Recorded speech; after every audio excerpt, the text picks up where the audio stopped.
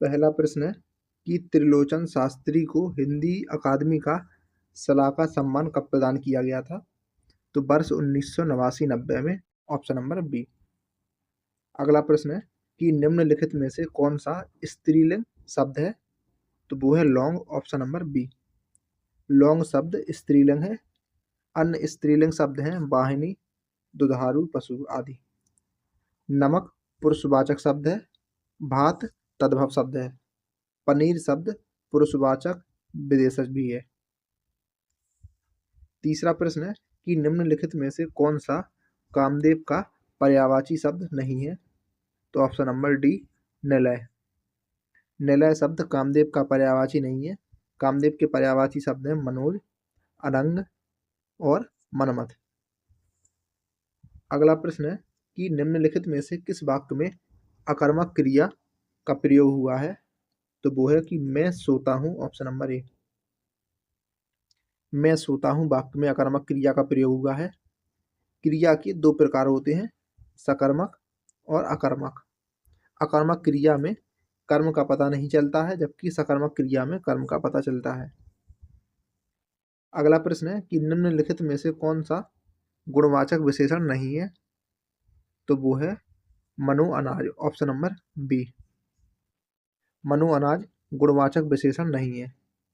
गुणवाचक विशेषण तो जो शब्द किसी संज्ञा या सर्वनाम का गुण, दोष, आकार, प्रकार, रंग, रूप, गंध आदि को बताते हैं, वे शब्द गुणवाचक विशेषण कहलाते हैं। उदाहरण है इसके सुंदर, बलवान, लालची, रंग। कोई भी, जैसे कि लाल, पीला, कोई भी रंग हो, लंबा, खट्टा, मीठा आदि, ये सभी हैं गुणवाचक विशेषण के उदाहरण। अगला प्रश्न है कि निम्नलिखित में से कौन सा पुल्लिंग शब्द है? तो वो है खटमल। Option number C. गिलहरी, कोयल, मक्खी, ये सभी हैं स्त्रीलिंग। अगला प्रश्न है कि रानी केतकी की कहानी के लेखक कौन है? तो इसका जवाब है option number C, Insha Allah Khan. Option number C. भाषा योग वशिष्ठ, रामप्रसाद निरंजनी, प्रेम सागर, लल्लू लाल और नासिकेतोपाख्यान सदल मिश्र।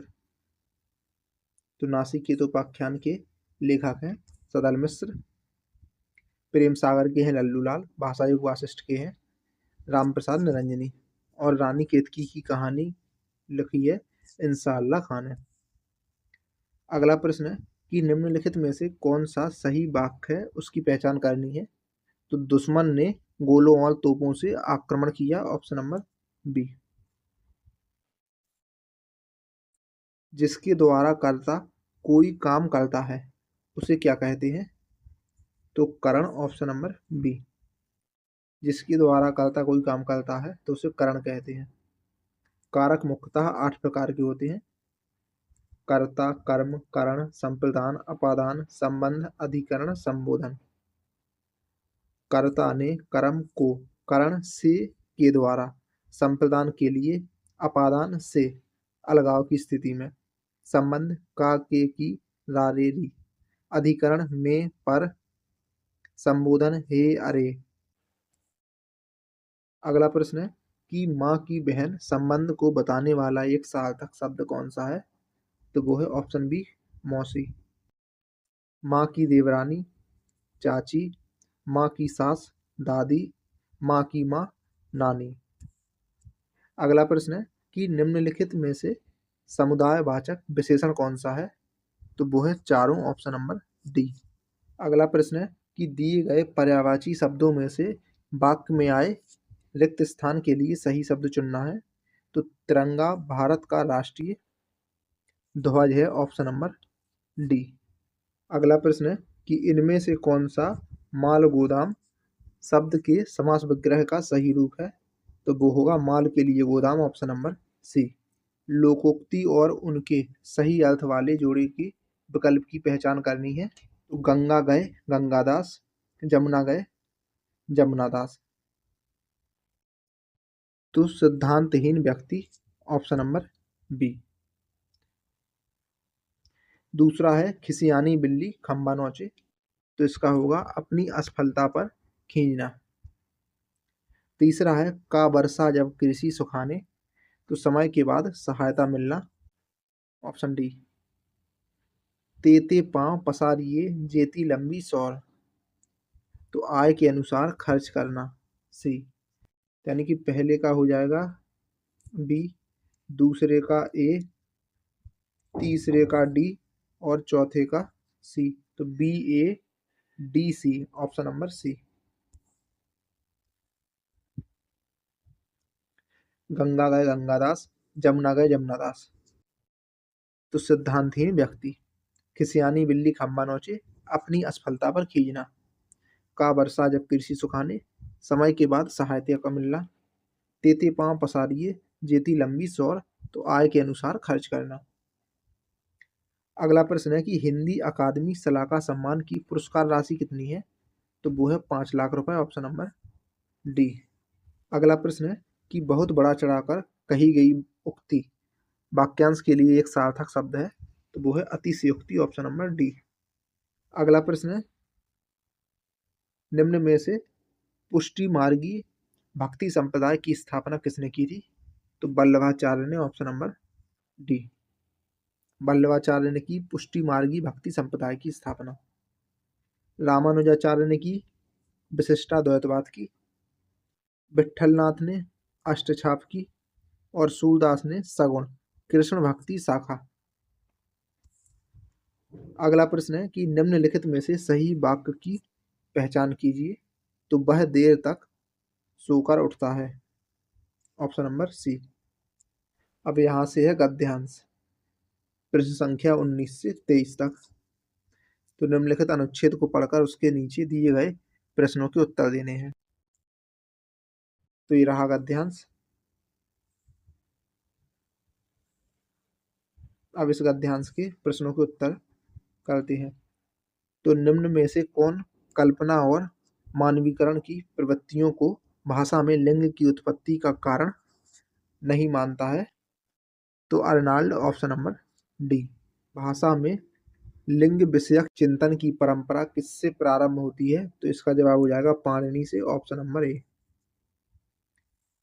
अगला प्रश्न है कि निम्न में से कौन सा विद्वान भारोपीय भाषाओं के संदर्भ में यह मानता है कि बड़ा आ बड़ी ई प्रत्यय मूल रूप में स्त्रीलिंग को व्यक्त नहीं करते हैं?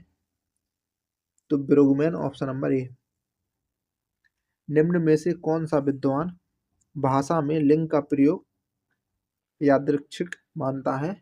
तो ब्लूमफील्ड, ऑप्शन नंबर डी।